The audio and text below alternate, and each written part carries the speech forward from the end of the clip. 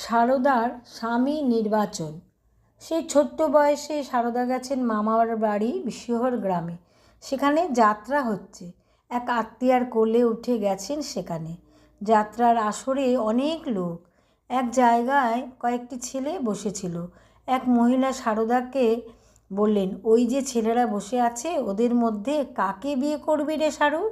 সারদা ছোট্ট হাতখানি তুলে আঙ্গুল দিয়ে দেখিয়ে দিলেন একটি ছেলেকে। ওই ছেলেটিকেই সারুর পছন্দ। কে ছেলেটি? ছেলেটির নাম গদাধর।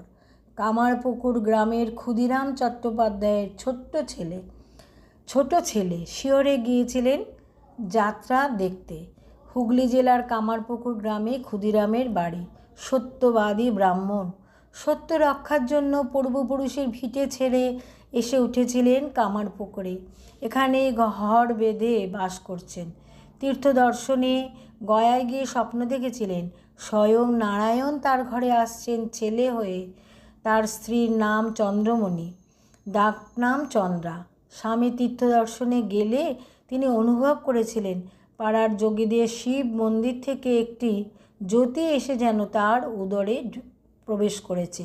এরপরেই গদাধরের জন্ম হলো। ক্ষুদিরাম আর চন্দ্রমণির আদরের ধন গদাই, গদাধর চট্টোপাধ্যায়। গদায়ের কত গুণ!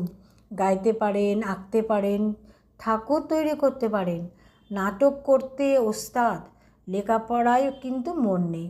বলেন, চালকলা বাঁধা বিদ্যে দিয়ে কী হবে? মনটি বড় সরল।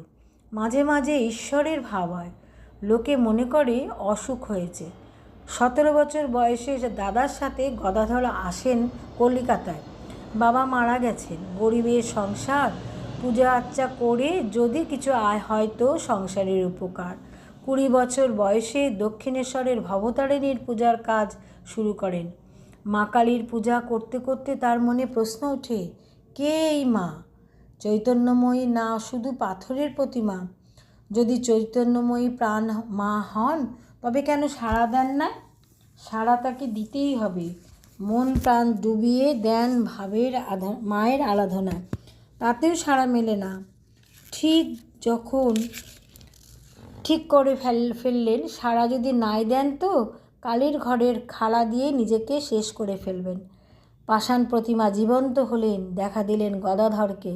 মাকে পেয়ে গদাধরের আনন্দের সীমা নাই।